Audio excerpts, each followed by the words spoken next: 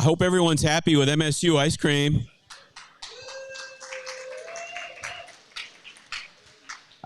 I feel like every 10 minutes I'm telling you guys about what terrific hosts we have here, but boy, oh boy, we sure do.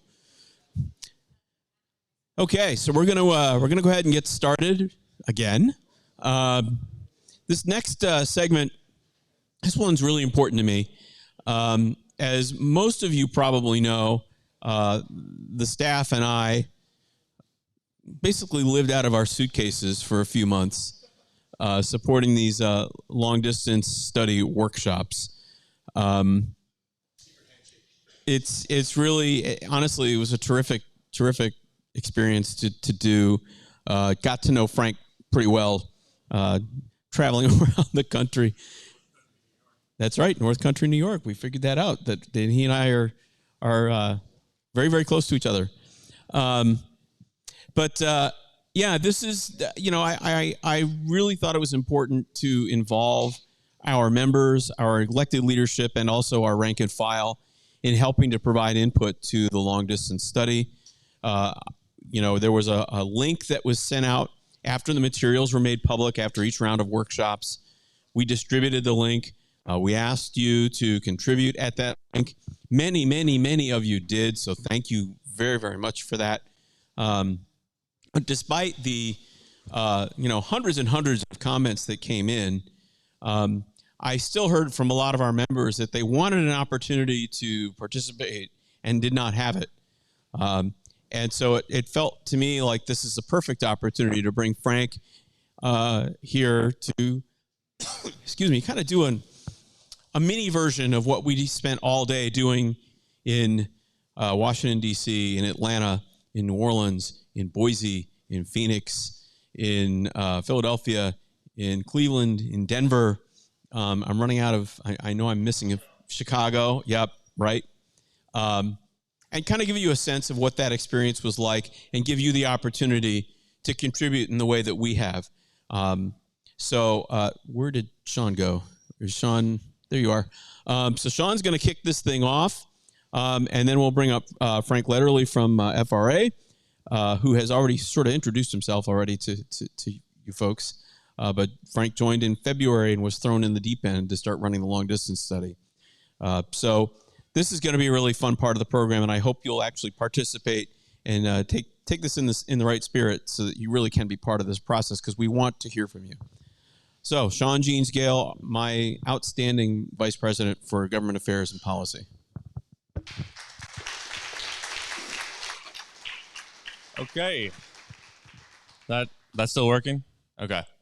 So my job is to get in and out here really quick because we want to leave a lot of time at the end for you to ask questions of Frank. I'm sure you'll have many, but also provide input because there will be a next round of these regional outreach workshops, and we want to hear what you have to say before we participate in those. And apologies, by the way, I did do all the work to make this PowerPoint pretty, but then I sent the wrong version to our IT team, so that was wasted time, but the facts should be correct. You all provided input to us ahead of the regional workshops. I know that was a very hot ticket. I know there was a surge of volunteer enthusiasm from you all. Unfortunately, limited seats, but we did solicit input from you guys, and you gave us some principles, voted on them, approved them to take to these meetings as guiding principles to shape our input into the process. And so a lot of these are going to be familiar to you because they've been around for 30, 40 years. We believe that the long distance routes, we should be looking to fill the north-south gaps, to fill the gaps that really kind of opened up in the 90s when there was discontinuation of services. We need to bring daytime service to existing routes because if a train only comes once a day and it's at 2 a.m., then you don't really have the same level of connection as someone who gets a train that comes at 2 p.m. We need to really focus on renewing the fleet, bringing new service, new equipment to existing services, but also as we are doing that procurement, think about what the expansion looks like. So when we're doing procurement as a country through Amtrak, through the IIJA investments, let's not just settle for renewal of what we have, but expansion. And then we need to improve reliability. It's as we think about service outcome agreements with host railroads, we want to make sure that we are providing sufficient levels of investment and securing this kind of service outcome agreements where you get to the train station on time. If you have a connection, you can make that connection. The status quo just isn't good enough. So as we think about 5, 10, 20 years in the future, let's think about the grid we want. So the framework for future growth, I think it's important to really focus on the fact that the routes that we select as part of the long distance study, they're going to increase the geographic coverage, but it's not going to be everywhere we want to go. These are going to be the exoskeleton that we hang along a lot of the connective tissue for state routes. Let's focus on the economic engines, trains as economic engines in the communities they serve. So when the FRA comes out, produces the final report, it shouldn't just be focused entirely on what the per passenger subsidy is going to be. It should be focused on what it can do for the country through an expanded network. Let's focus on the rural communities who have been left behind, particularly by the loss, by the shrinking of the footprint of air service in this country. Let's think about all the rural Americans who are going to be aging in place and won't have the opportunity to travel without an intercity passenger rail network that serves them. Let's think about how the federal government can come in and play that regional interconnectivity. When we have structured a program that relies so heavily on states to do the applications to the federal state grant program to CRISI, there's going to be these interchanges between passenger travel where it's going to be very hard to get through a recalcitrant state. I was talking to our good friends from Indiana, and they are right there in the middle of a really nice rail hub, and they feel like a lot of good things are happening on every side of them, but they're hitting a dead end. And the interstate routes sponsored by federal government can really provide, again, the framework for growth. And then finally, highlight the inefficiency of 3X service. I think that goes without saying. And in fact, we've already heard great things from Amtrak about how they're already looking in near-term Fed state grant applications, but also as part of their capitalization program about how we address what is inherently just a bad way to run a train. I'm going to skip that one because, again, my job is to get Frank up on the stage. This is an interesting map that I wanted to highlight. You're going to see more of it. It shows a lot of the travel flows coming to and from major metropolitan areas.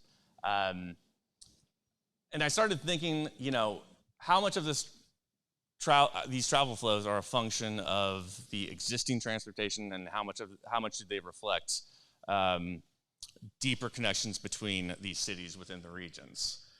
It did remind me of this 1956 interstate highway proposal, 58. It says it on the map right there. National System of Interstate and Defense Highways under Eisenhower.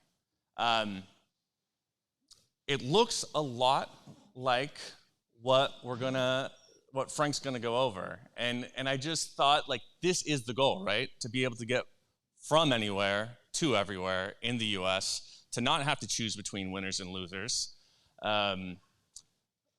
through this process, but there are parameters we're gonna have to think about. So I'm gonna stop there because I want to hand this over to Frank, but then we're gonna have both a combined Q&A and input session where you will be able to ask technical questions, to ask broader philosophical questions about what Frank is presenting, but also tell your staff what your reaction to this and what you want us to communicate to the FRA, to state DOTs as we go forward. There's going to be another 2 rounds of meetings. And we want to hear from you because this is a grassroots organization, and the only reason we're in the room is because we represent the voice of the passenger, you guys. So with that, I'll hand it over to Frank. Thanks so much. Thank you, Sean. Oh, yes. Okay.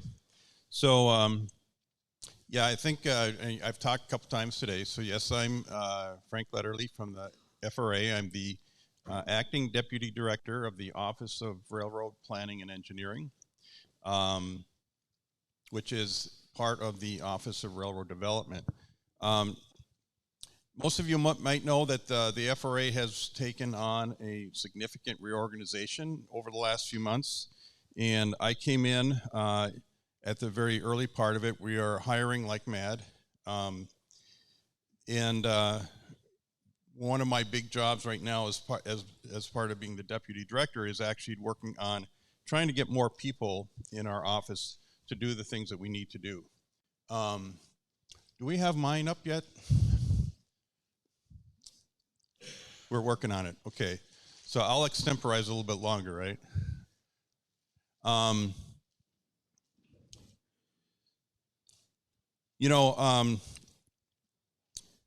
I couldn't think of a more exciting job than what I'm doing right now, which is to be, planning for future routes and looking ahead.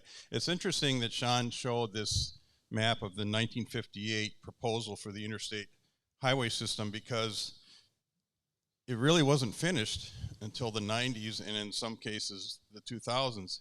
It is a long-term effort.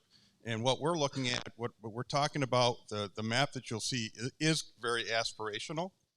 But my personal point of view, I worked in transit for a long time, worked on developing light rail systems in Minneapolis. And one of my pet peeves about the way a lot of transit planning is done is that there's so much focus on the highest ridership route. And there's so much focus on ridership that I don't think that we always get the perspective of a network.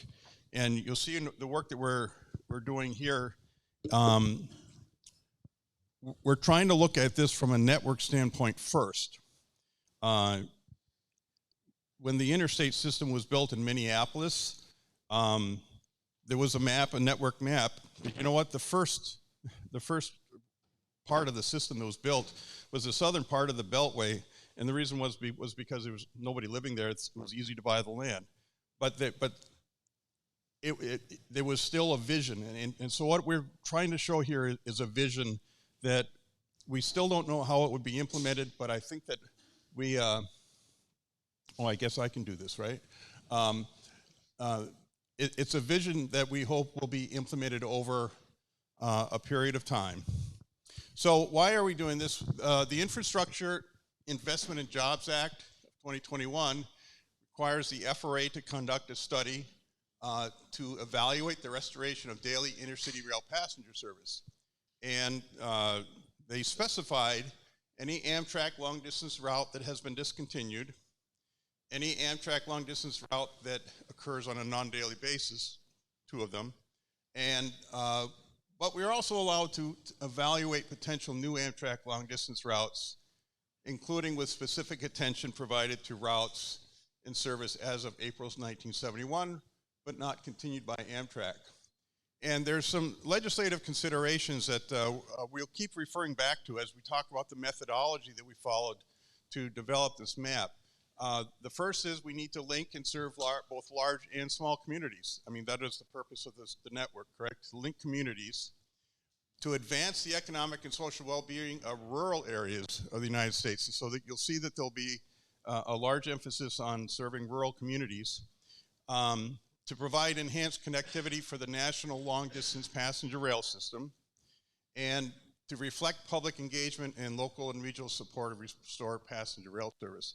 As Jim mentioned, we've done a lot of stakeholder outreach, and I think Jim mentioned something like hundreds of comments. No, thousands of comments that have come through our website, and we blame our slippage in schedule on that.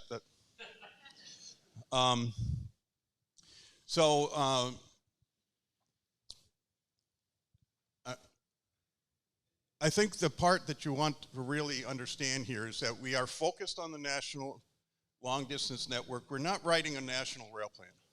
We're just focused on Amtrak, and we're focused on the long-distance network, which means routes over 750 miles, Amtrak as a service provider, service frequencies consistent with long-distance service, no greenfield alignments, just utilizing existing rail routes, and using conventional rail technology. This is the project life cycle stages that Amit referred to earlier in the day, and you can see that the long distance service study is very much on the left side, very systems oriented.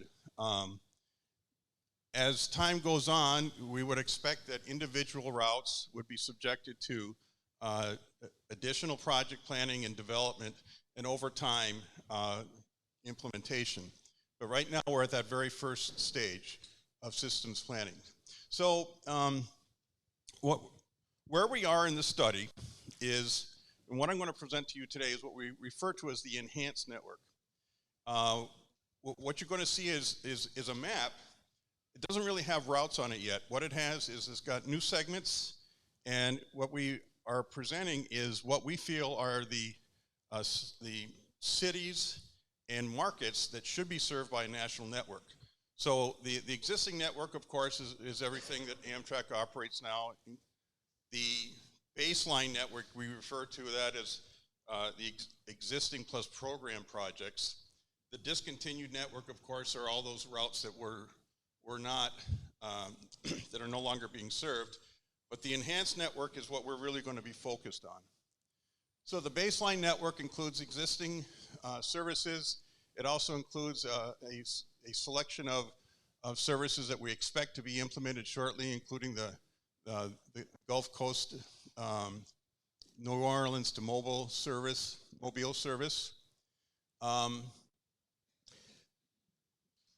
If you read the legislation carefully, you could get the idea that one of the ways that you could do this study would be to identify all of the discontinued routes, make a spreadsheet,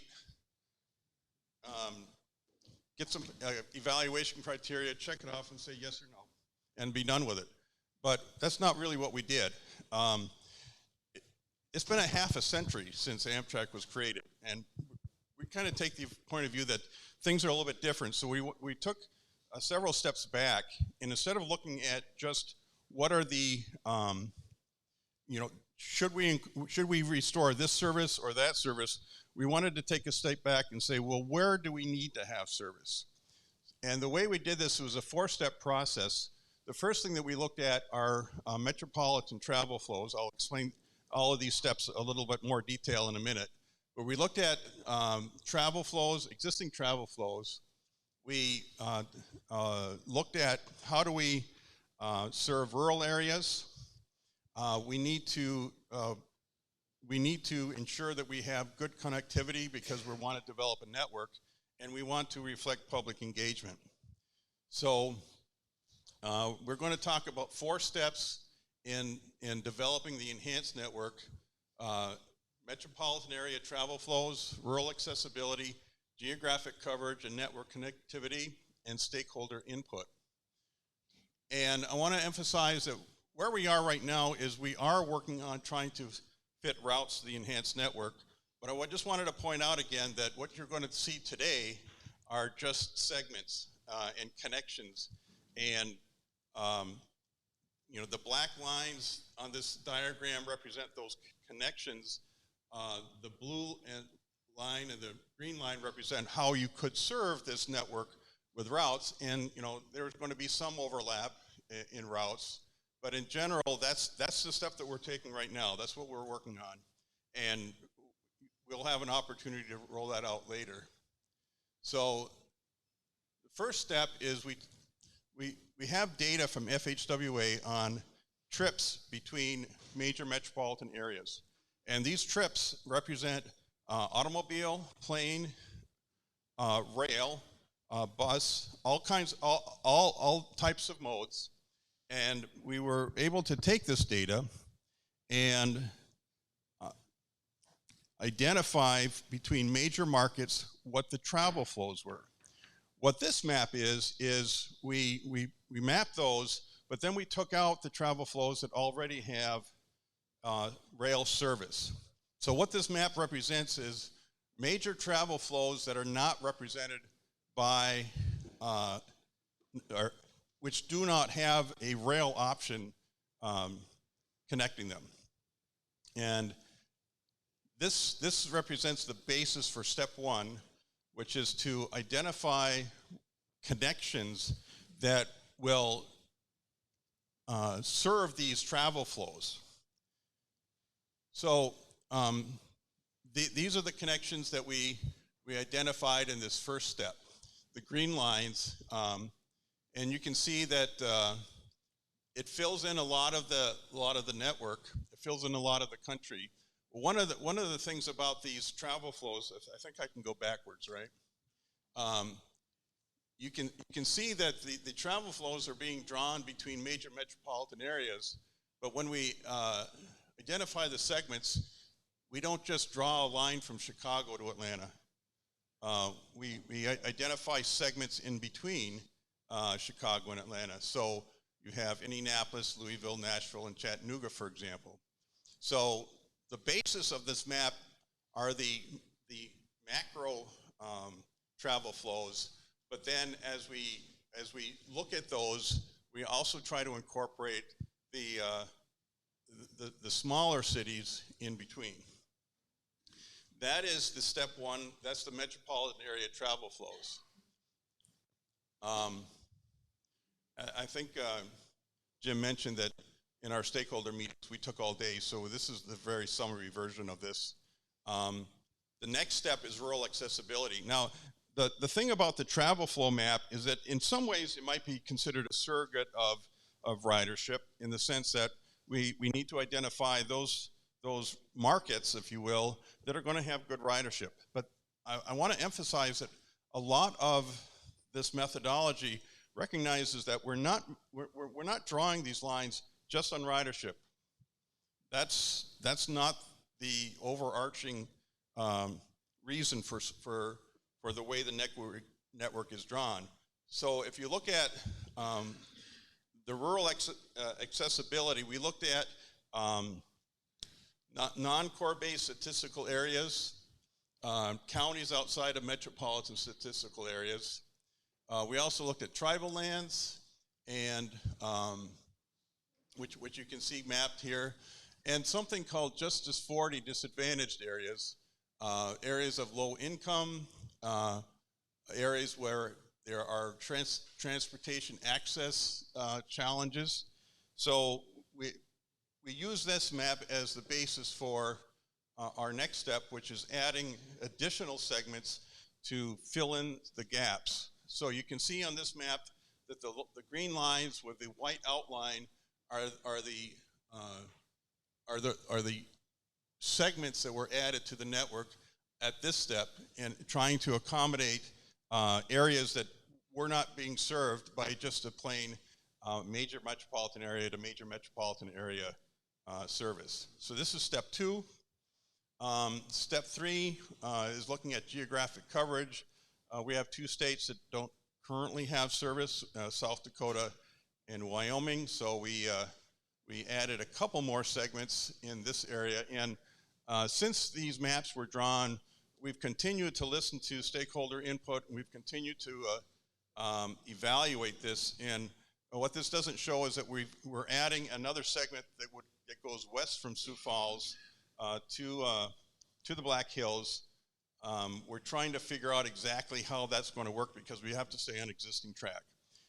We're also looking at a segment on the west side of the Appalachians from the Roanoke area down to Chattanooga. And as you heard today, it's been requested that we take a look at an east-west alignment that crosses the Appalachians into North Carolina. And when I get back, we will sit down and take a look at that and see how we might be able to incorporate that. But this is the basic map. And one of the things that we've done is in July, I traveled to 6 different cities around the country and helped participated in our stakeholder involvement exercise. And what this diagram shows you is the locations that are being suggested by our stakeholders, and you can see that we pretty much have we've got all of them on the network somewhere. Now, we do need to look back at the discontinued network, and what this map shows you is that the darker green lines, the green lines are the new segments. The darker green lines are segments that incorporate discontinued routes. Now, you can see that we're actually going somewhat beyond the discontinued routes, and that was the point at the beginning is if we just look at the discontinued routes, we're really not going to get the kind of national network that I think people are looking towards. So again, the enhanced network includes segments and segment options. It represents a wide range of possibilities for further consideration in developing route and service options. Segments in the enhanced network are conceptual building blocks for consideration in developing potential routes over 750 miles long. They do not constitute a replacement of state-supported efforts. Now, we're a little bit constrained in terms of time, so there are some things that we're not really going to address. We're not really addressing the issue of nighttime service. I think it's generally understood, at least by us, that a long-distance service ideally would have at least two trips, 12 hours apart to make sure that you don't have that nighttime service. But we're really not doing extensive service planning at this stage. We're mainly focused on identifying the routes, and then once we're done with the study, then each of those routes are going to have to be subjected to service development planning to ascertain whether or not, first of all, if we got it right, if we got the route figured out correctly. So we're really not looking at frequency at this point. So this is the enhanced network. There are some dashed lines on there which are intended to be represent options. So I think the most obvious one is between Cheyenne and Billings. We're not really certain which route would be most appropriate. The one on the east goes through the Powder River Basin, although we've already gotten a letter from Wyoming suggesting that both would be appropriate. And Atlanta to Savannah, there's a couple of places here where at the time that we made this map, we just really couldn't make a decision, but we're working towards that. This is basically where we're at. The current work is to develop routes based upon this network that serve large and small communities, that retain a focus on serving rural areas, ensure that we're developing a network that has good connectivity and reflects public engagement. In general, routes are going to begin and end in the major markets. We have to think about Amtrak's facilities. We're not going to be starting a route in Duluth. Sorry. we are trying to not just connect major markets, but connect the intermediate markets along the way. And they have to be more than 750 miles long, because that's true right now. One of the things that we're incorporating in the study are recommendations for maybe for legislative consideration, and one of them is to take a look at this 750 mile requirement. So the 4 steps: demand, rural accessibility, geographic coverage, and stakeholder feedback. And the process that we're following right now is that, in identifying routes, we start with what seems to be the most obvious, looking at the highest travel flows, and then working our way down until we get all or at least most of the segments involved in some sort of route. So what I'm going to do is I'm going to go backwards, because I think this is the slide that you really want to look at right now. So that's the 6-hour presentation summarized, and I'm ready for questions.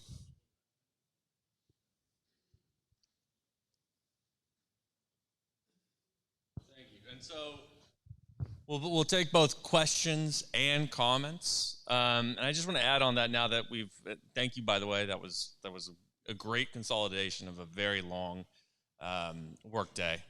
I can tell you've given it a couple times. And there are 2 parallel lines of effort our association is focused on. And one is geographic coverage, making sure that when we look at the map of intercity rail in America, we don't see those giant gaps in connectivity, the lack of a Chicago to Florida. There's a lot of north-south that we're missing. And so we're focused on fixing those gaps in the grid and gateway, if you will. But there's also a question of, prioritization, the understanding that there is a finite resources. There are existing political coalitions. There's finite equipment. And so I want you all to think, because your Routes and Schedule Committee, led by Mr. Steve Mewson, had a list of prioritized routes where they said these ones are the most important to implement. And so that is a question you should be considering as you give your feedback, as you ask your questions. And if it's feedback now, that'd be appreciated. I would like to have us have a good conversation while we're in the same room. But I would also like to, if you think of something later, make sure you fire a question at us. So if you want to line up right here, we will start taking questions. We'll start taking comments. And we got a lot of time, so this is good. So excellent conversation and presentation. A question, and it may tie into the great conversations from Larry and Ann that gave earlier. Obviously, this is a fantastic map and a lot of opportunities, but my understanding is that there's probably just not a lot of long-distance equipment sitting around. And from a business standpoint, I see that there's a fleet replacement plan to address this 14 long-distance routes at this point. But how does that fit into a fleet replacement plan that could then grow the network? You have a finite amount of equipment, so I'm wondering how those two are connected. Well, you meant, is this on? Okay, so you mentioned fleet. I can add another dozen things that Amtrak needs to think about in order to make this, as I've mentioned it earlier, this is an aspirational map. It was mentioned earlier that you're trying to double ridership. Well, we had that same aspiration in the transit system in Minneapolis, and I had to remind people that if you want to double ridership in the existing transit system, you're probably going to have to triple the number of buses you have, because you've already got the high capacity routes, right? And you're going to have more bus garages. So all of these things, there's a lot of investment. And Amtrak was at every one of our stakeholder meetings and kindly reminded all of us that this is going to take a lot of money to do. And this is why I refer back to the interstate system didn't happen in 5 years.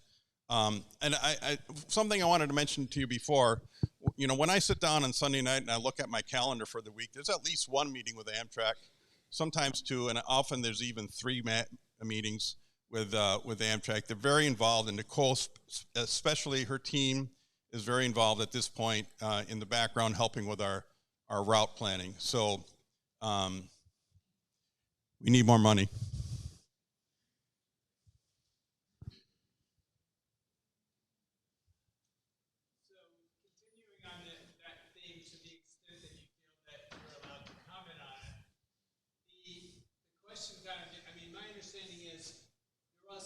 Charged with not just giving the Congress a map, you're charged with telling the Congress what it would cost to build whatever map you give them.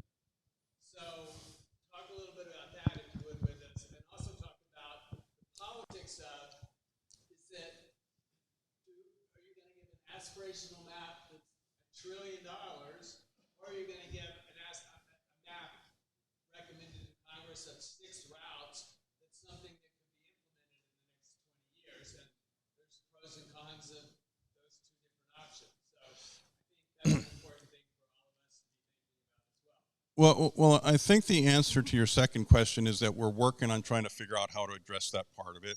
So I don't have an answer for you today, but it's definitely something that we need to think about. And I was thinking about the answer to your second question, and I forgot the first question. Like you're required to give the details of Oh, right, capital costs. So we're, you know, we don't have the time or money to look at, say, Denver to Cheyenne and tell you mile post to mile post where the sidings are. We're developing a rubric, if you will, of we are looking at how much traffic are on each of these links. We are looking at the existing infrastructure, and we're developing guidelines, if you will, you know, X number of freight trains, Y number of passenger trains. That could be 25% of the route is sidings, or it could be you need to double track. So we're doing that sort of thing right now, trying to figure out what is the magnitude of capital costs. It's going to be very rough. The same with operating costs. You know, we're going to have to use some sort of, you know, per mile or per train or some calculation to figure out operating costs. So there will be numbers, but this is very high level at this point.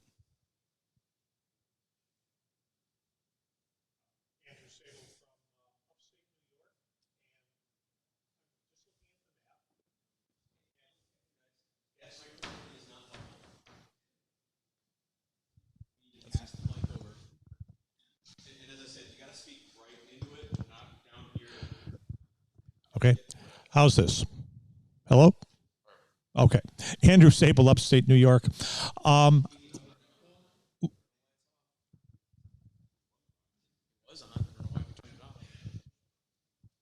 Hello? Hello? Hello?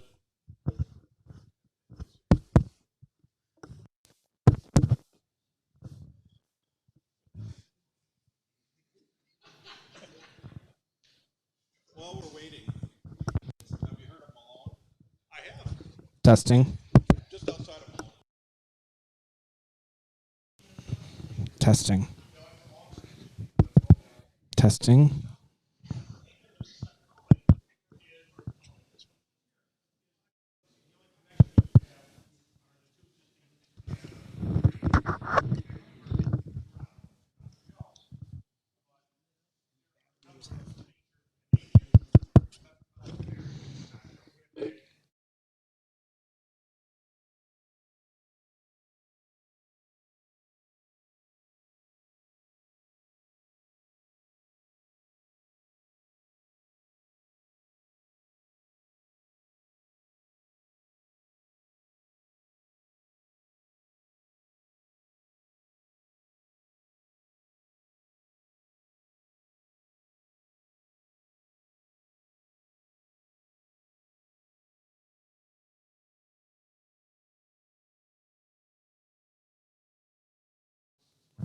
Testing, testing, testing.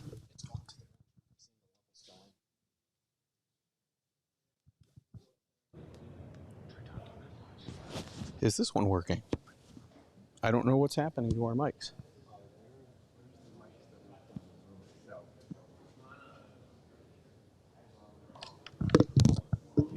Is yours working? Doesn't seem to be.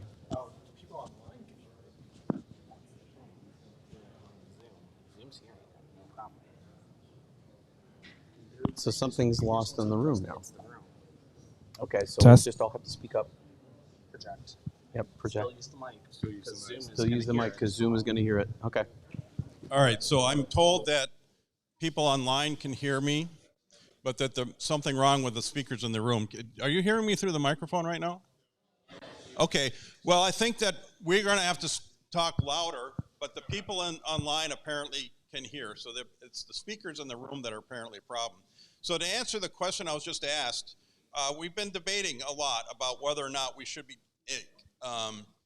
including international connections, and right now the answer is no. But I mean, I personally recognize, obviously, you know, Montreal was the closest city to where I grew up. That's where we always went when we needed to do something that involved a city. So in the matter of the Northeast, when you look at what's there and you look at, you know, for example, there's a proposal to go to Scranton and potentially farther. It's a pretty dense network up there right now. And some of the routes are served by long-distance routes, like, you know, the Lakeshore Limited, and but then you've got the Empire Service, which is very robust. There's a lot of proposals that have come across our desk, so to speak, which I can't talk about in detail right now, but there are a lot of proposals for improving service up in that area. It's just not part of the long-distance network. Okay, my name is Steve Hewson. I'm from Rhode Island. So they can hear you online. Okay, my name is Steve Mewson. I am from Rhode Island, and what did you say? They can hear me online, but the people out here can't. So I have to shout. So I have to shout. Okay. Stage presence, right. And anyways, one of the things that I was concerned about when I saw the route schedule was nobody talked about extending trains, because you have a long-distance train such as the Silver Media that could be extended from New York City to Boston. This would allow Rhode Island and Connecticut to have a long-distance service, which they don't have. It would also reinstitute some check baggage, which is no longer existent anywhere in New England, and would give us a dining car experience, real dining car experience now in Rhode Island and in Connecticut, which we don't have already. So would you be able to consider an extension of a train as part of your system there, as far as your things there? Because it has to be studied. I can think of pluses and minuses for that extension, and it's certainly not something that's a sure thing, but it's still something that has to be studied, and this seems like the vehicle to study it. Well, you raise a good point, I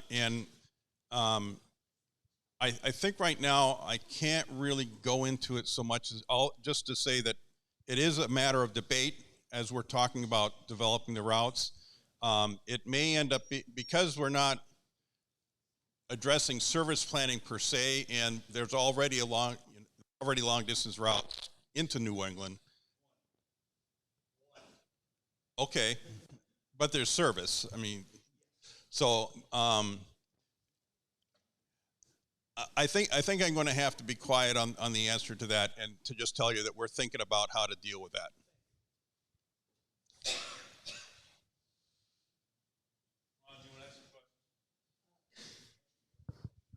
Sorry, you'll have to just speak into the mic for the audience. Yeah. The only thing that I was wondering about, what your comment about the 750-mile requirement for long-distance service and how that would affect things like, say, Atlanta to Savannah. Would that be part of a larger line from Little Rock all the way through over there? Or you're also talking about doing away with that requirement, which is actually was meant to push the responsibility onto states, and it killed the Hoosier state for one. So yeah. So the question is about the 750-mile requirement, and unfortunately, because of statute, we have to live within that definition right now. But there is a part of our report that's going to discuss suggestions for Congress.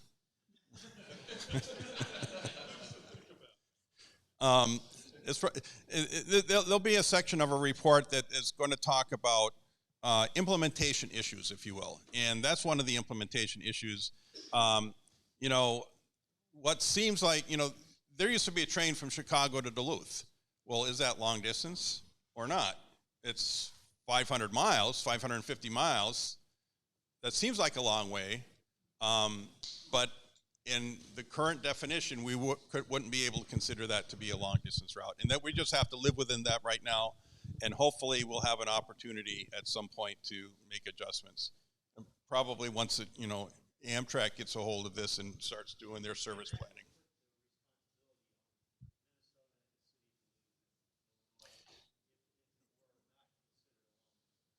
Well, I think part of the reason for the 750-mile requirement is to get the states to do state-supported service for some of these shorter routes, like Northern Lights Express between Minneapolis and Duluth.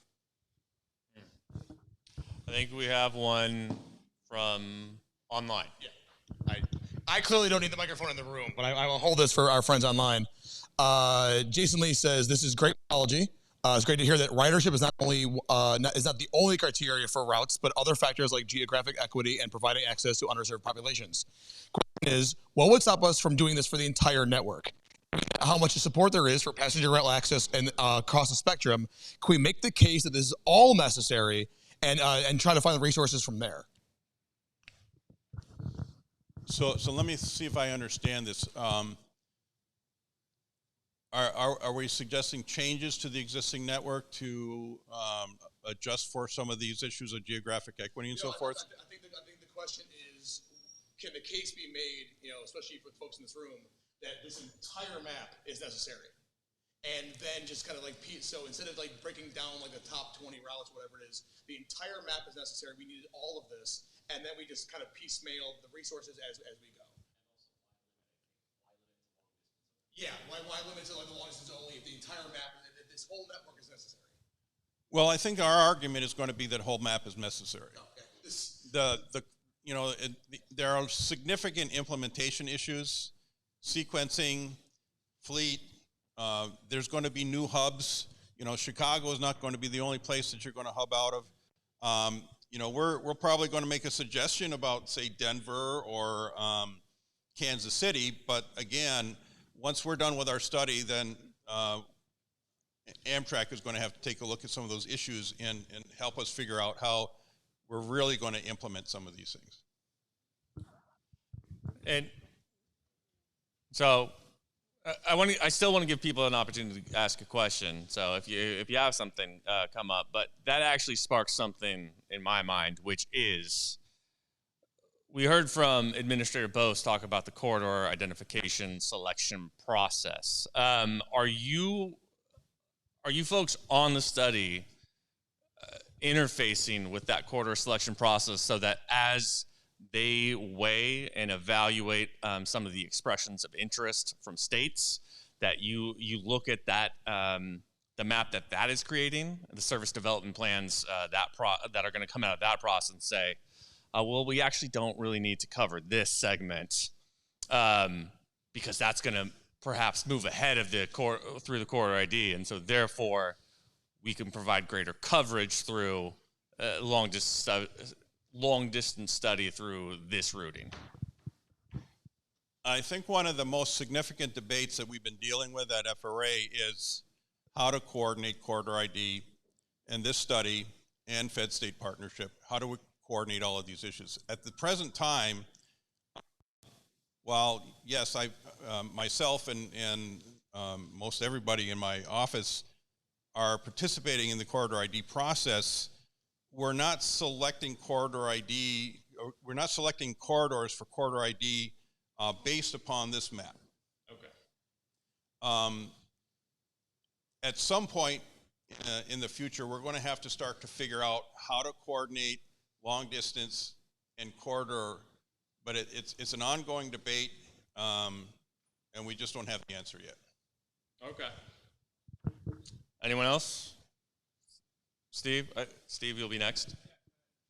You have to project into the audience as well. I note that you've accounted for Brightline in the east in Florida, but Brightline has made a proposal to go from Las Vegas to the Los Angeles area, and that doesn't seem to be accounted for. And the other thing having to do with that, one time Amtrak did serve Las Vegas, and they canceled out. Does this assume that Las Vegas will now become a viable route? Okay, to your first question, we wanted to limit as much as possible what we put on here as programmed services.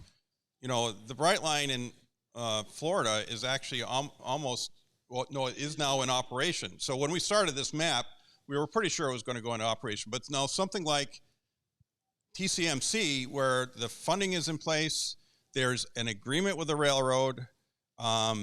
We know it's going to happen as soon as the lawyers finish with it. That's something that we can add. We added the Gulf Coast, but where, to use Northern Lights Express as an example, there we don't have an agreement with the railroad. We have part of the funding for capital costs. So there's a very, but the real reason for this map is we're going to be publishing an evaluation of what does our enhanced network do to how we serve people.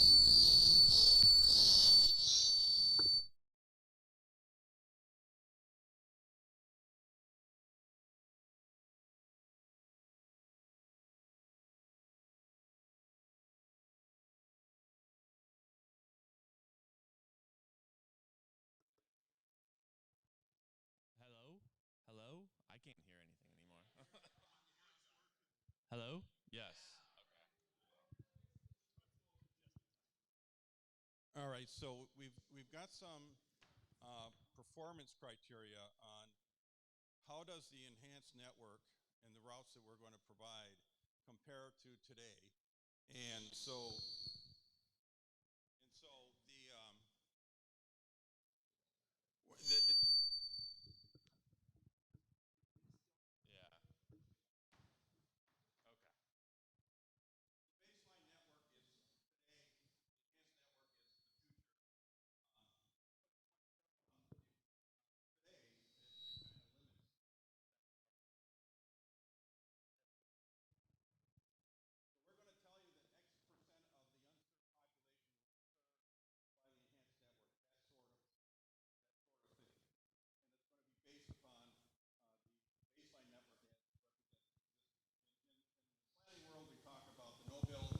no build is existing plus programmed, and that's what we were attempting to do.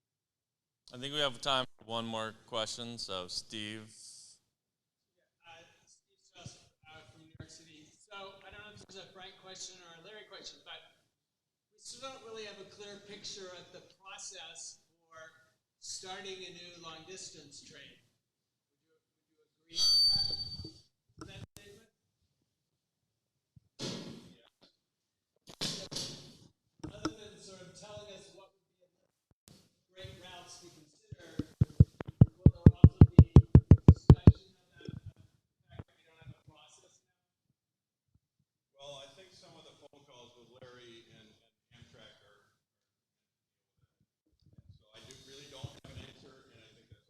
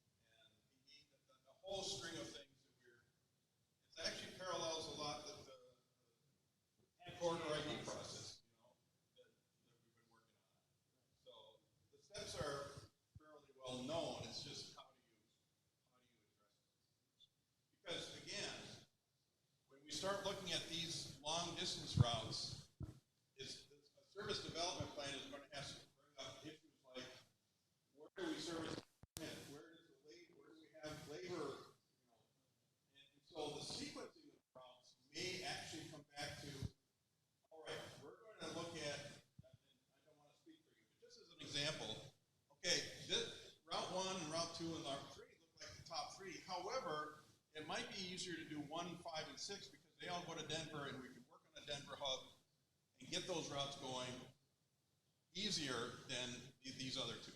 So there are so many questions that you raise. Again, it's going to take a lot of thought and a lot of coordination. And it still is an Amtrak. I mean, FRA is doing it, but it's still about Amtrak. So. Okay, we are out of time. So Frank, thank you so much. I believe that's going to take a few minutes for.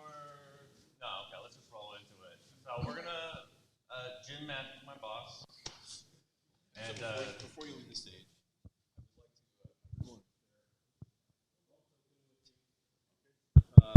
this is for you. Thank you for being here. I don't want to get here.